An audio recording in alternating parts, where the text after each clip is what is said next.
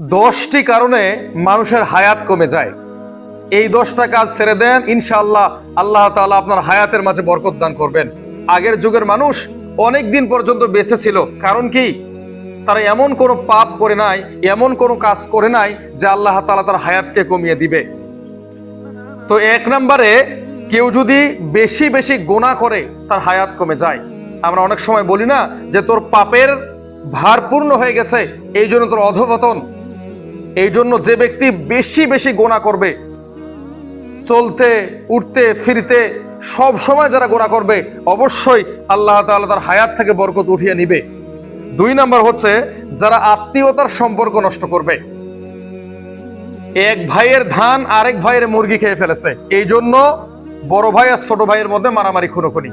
তো আত্মীয়তার সম্পর্ক যারা কথায় কথায় নষ্ট করে, এদের কিন্তু আল্লাহ তাআলা হায়াত কমিয়ে দিবেন। রাসূল সাল্লাল্লাহু আলাইহি ওয়াসাল্লাম বলেছেন যে তোমরা কশ্চিন কালেও আত্মীয়তা ছিন্ন করিও না। যারা আত্মীয়তা ছিন্ন করে এরা জাহান্নামের মধ্যে প্রবেশ করবে।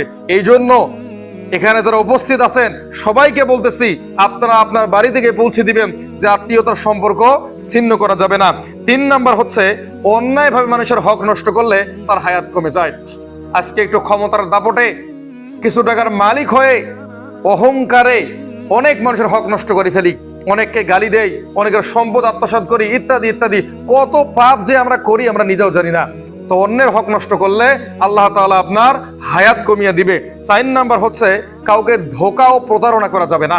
আজকে তো ধোঁকা দেওয়ার ওস্তাদ আমরা, যত বড় হচ্ছি তত ধোঁকা দেওয়ার গুরু হয়ে যাচ্ছি।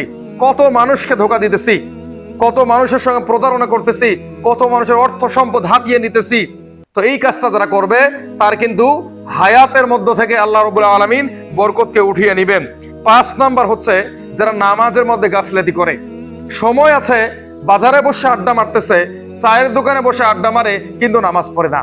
তো যারা নামাজের সঙ্গে বেয়াদবি করবে, নামাজ পড়বে না, নামাজ পড়া থেকে নিজেকে বিরত রাখবে, আল্লাহ তাআলা তার উপর গজব দিবেন এবং তার হায়াতের মধ্য থেকে আল্লাহ তাআলা বরকতকে উঠিয়ে নেবেন। 6 নাম্বার হচ্ছে সময়ের অপব্যবহার। কিছু মানুষ অসংখ্য সময় থাকে, দেখবেন যে ঘন্টার পর ঘন্টা চার দোকানে বসে আছে, ঘন্টার পর ঘন্টা লুডু খেলতেছে। এখন তো ইয়ং জেনারেশন, ঘন্টার পর ঘন্টা গেমস খেলতেছে। তো যারা সময়ের অপব্যবহার করবে, সময়ের কাজ সময় করবে না, আল্লাহ তাআলা এদেরই কিন্তু হায়াতের মধ্য থেকে বরকতকে উঠিয়ে নেবেন। 7 নাম্বার হচ্ছে আল্লাহর স্মরণ থেকে দূরে থাকা। অনেক মানুষ আছে দিনে একটা বারও আল্লাহকে বলেন আস্তাগফিরুল্লাহ, রাতে একটা বারও বলে না আল্লাহুম্মা গফিরলি। এক কথায় আল্লাহর স্মরণ থেকে গাফিল হয়ে যায়। তো যারা আল্লাহকে স্মরণ করে না, আল্লাহ তাআলা তার হায়াতের মধ্য থেকে বরকত উঠিয়ে নেয়। 9 নাম্বার হচ্ছে অন্যায়ভাবে মানুষকে হত্যা করা। কেউ যদি কাউকে অন্যায়ভাবে হত্যা করে, আল্লাহ রসুল বলেছেন, আল্লাহ নিজেই বলেছেন, সেজন্য পুরো মানব সভ্যতাকে হত্যা করে ফেললো। আর কেউ যদি কারো জীবন বাঁচিয়ে দেয়, আল্লাহ তাআলা বলে সেজন্য পুরো মানব জাতিকে বাঁচিয়ে দিয়েছে। এই জন্য মানুষকে কেউ যদি অন্যায়ভাবে হত্যা করে, আল্লাহ তাআলা তার হায়াতের মধ্য থেকে বরকতকে উঠিয়ে নেয়। আর 10 নাম্বার হচ্ছে দান করার সামর্থ্য আছে কিন্তু দান করে না, কৃপণতা করে, মনে করে যে এই সম্পদ আমাকে চিরস্থায়ী করবে, এই সম্পদ আমি আমার ছেলের জন্য, মেয়ের জন্য, আত্মীয় স্বজনের জন্য রেখে যাব। এইরকম চিন্তা যারা করে তাদেরও কিন্তু আল্লাহ রাব্বুল আলামিন হায়াতের মধ্য থেকে বরকতকে উঠিয়ে নেবেন। তো আমরা আল্লাহর কাছে প্রতিনিয়ত বলবো, হে আল্লাহ, আর তুমি আমাদেরকে এই সমস্ত গুণ দান করো, যে কাজ করলে তুমি খুশি হও, তোমার রাসূলের সুন্নাহ মোতাবেক হয়, সেই সমস্ত কাজগুলো আমাদেরকে করার তৌফিক দান করো। এরকম প্রতিনিয়ত আল্লাহর কাছে দোয়া করবেন।